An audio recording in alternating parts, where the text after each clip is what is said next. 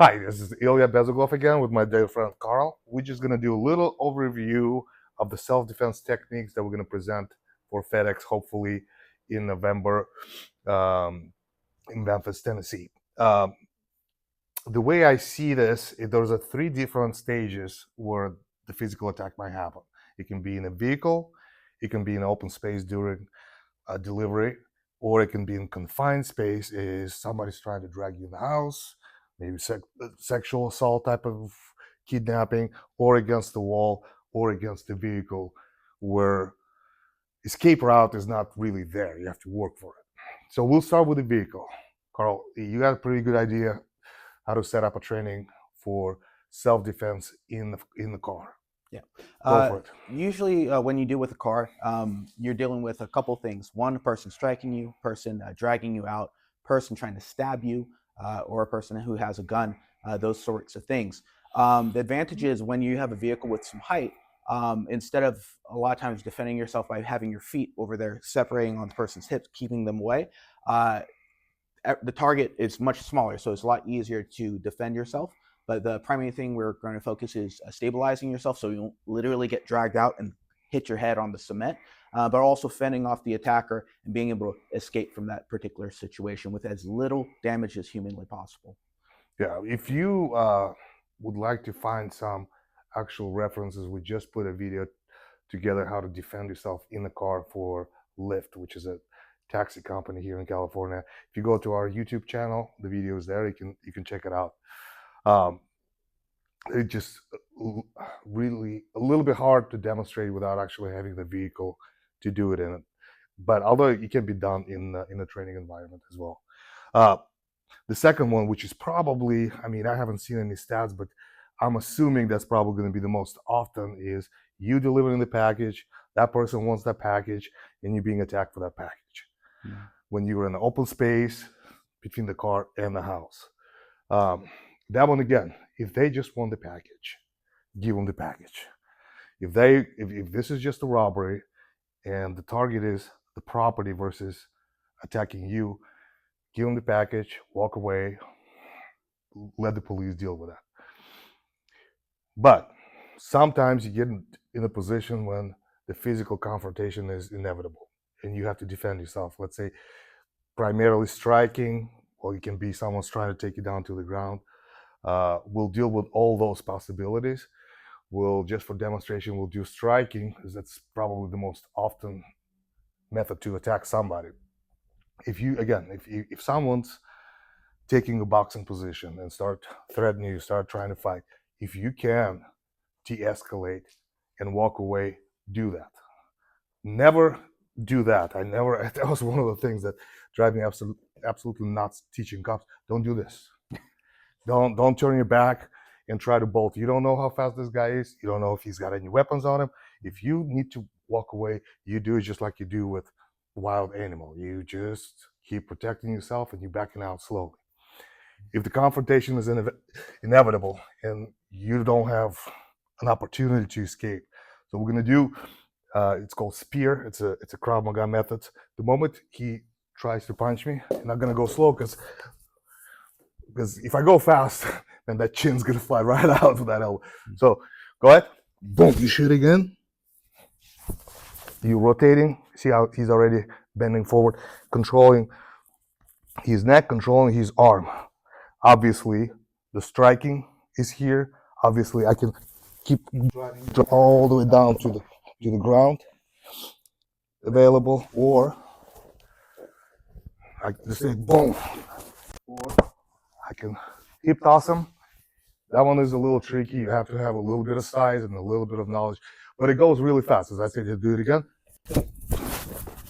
and you can hold this position for a long time, and there's really nothing. As long as you're controlling the head,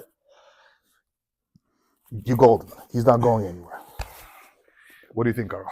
Yeah, definitely good. Very effective. You mitigate the threat. You don't want to be in that mid-range where you're just taking a whole bunch of hits. You want to swarm them, take away that space where you can take significant damage as fast as possible. Exactly. So now we're dealing with against the ground. I mean, against the wall. It's confined position. So here, this whole shoulder lock becomes a little bit difficult because he actually hits the wall, and that helps him.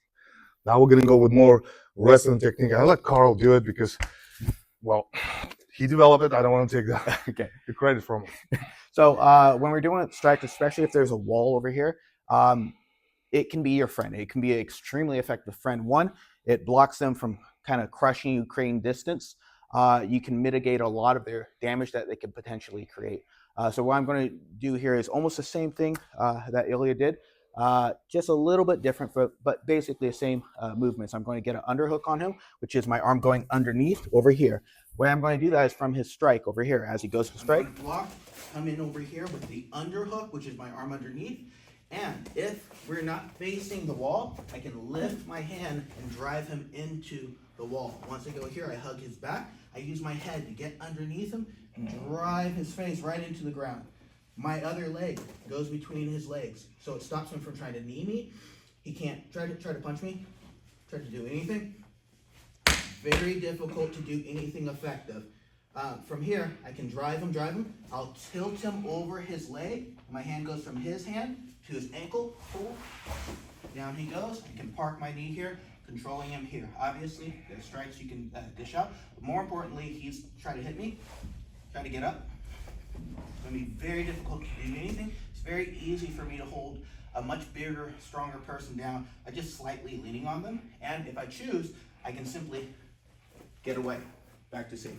The good thing with that technique, go ahead, Carl, dude. Again, striking ball again, is, and first of all, I'm a little bit stronger and a little bit bigger. Second of all, I came from a wrestling background. As long as this wall, and I cannot sprawl, there is nothing I can do. And the pressure he creates with his head and with his neck, man, it's something else. And the way, go ahead, take me all the way down. Tilt, grab, pull. Down he goes. How it's a nice and soft, and he's just not, kind of crashing my head on the sidewalk. It's done very, and here, this is literally, as long as I can't even do the hip escapes, that wall is my worst enemy here. Thank you. More importantly, I can also push, get away, plenty of time whenever I want to. Right. So the last one I'll let you cover is how to deal with someone. Let's say you're delivering package. Let's make it the worst scenario. You're a smaller female, you're delivering the package. There's the guy my size, just bear hug you and trying to bring you all the way down to the house. So what I'm going to do is I'm going to make my hips very heavy. What do I mean by that? My hips are going to drive forward, my back is going to expand out, and my hands are going to go onto one of his hands. I'm going to pry it out as I make myself heavy. So when he grabs me here, go heavy. I look to break the grip and face him. Don't break and walk away and then get re-grabbed again. You want to face him so you can at least have some type of defense again. Yeah, that's when you bolt out. Mm-hmm. And again, he probably going to be screaming out of his lungs for help. He's going to create as much noise as possible. Plus this technique, and again, I got a pretty good grip. Yeah, it's not happening. Mm-hmm. Good job. So those are very kind of short presentation of what we're going to teach, how we're going to train you guys. If there was any additional needs the company have for us, or you have some scenarios that will we kind of haven't covered, although I hope we did, just please let us know, contact us, and we'll create additional training depending on your needs.